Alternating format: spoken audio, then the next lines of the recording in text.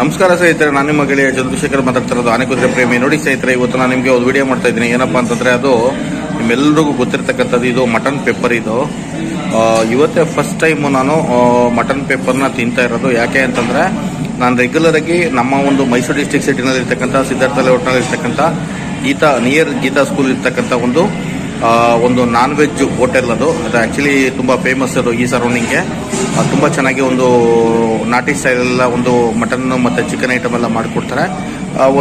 ಒಂದು ಸಿಂಪಲ್ ಆಗಿ ಹೇಳಬೇಕು ಅಂತಂದರೆ, ಒಂದು ಫ್ಯಾಮಿಲಿ ರೆಸ್ಟೋರೆಂಟ್ ಅಂತ ಹೇಳ್ಬೋದು. ಆ್ಯಕ್ಚುಲಿ ಇಲ್ಲಿ ಫ್ಯಾಮಿಲಿಗಳಿಗೆ ತುಂಬ ಚೆನ್ನಾಗಿ ಒಂದು ಹೋಟೆಲ್ ಒಂದು ಮೇಂಟೆನೆನ್ಸ್ ಎಲ್ಲ ಚೆನ್ನಾಗಿ ಮಾಡಿದ್ದಾರೆ. ಏನಪ್ಪ ಅಂದರೆ, ಇಲ್ಲಿ ಮಟನ್ನು ಮತ್ತು ಚಿಕನ್ನು ಇಲ್ಲಿ ಮತ್ತು ಕೆಲವೊಂದು ವೆರೈಟೀಸ್ ಎಲ್ಲ ತುಂಬ ಚೆನ್ನಾಗಿ ಸಿಗುತ್ತೆ ಫುಡ್ಡು. ನಾನಿವತ್ತು ನೈಟ್ ಡಿನ್ನರ್ಗೆ ಅಂತೇಳಿ ಈ ಒಂದು ಹೋಟೆಲ್ಗೆ ನಾನು ವಿಸಿಟ್ ಮಾಡಿದ್ದೆ. ಮತ್ತು ನಾನು ನನ್ನ ವೈಫು ವಿಸಿಟ್ ಮಾಡಿದಾಗ ಏನಪ್ಪ ಅಂತಂದರೆ, ನಾವು ಫಸ್ಟು ಒಂದು ರೋಟಿಗೆ ಒಂದು ಚಿಕನ್ ಹೈದರಾಬಾದಿ ತೊಗೊಂಡ್ವು. ಅದಾದಮೇಲೆ ನನ್ನ ವೈಫ್ಗೆ ಎಗ್ ರೈಸ್ ಇಷ್ಟ ಅಂತೇಳಿ ಒಂದು ಎಗ್ ರೈಸ್ ತೊಗೊಂಡೆ.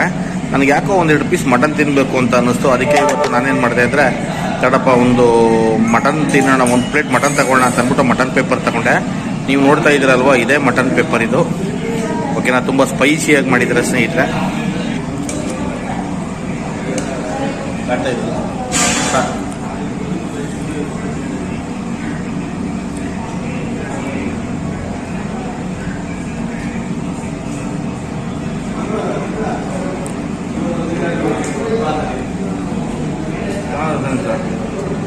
ಒಳ್ಳೆ ಸ್ಪೈಸಿ ಆಗಿದೆ ಮಟನ್,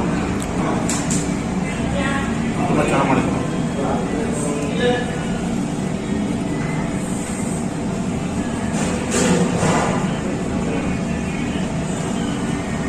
ಸೂಪರ್ ಆಗಿದೆ ಮಟನ್.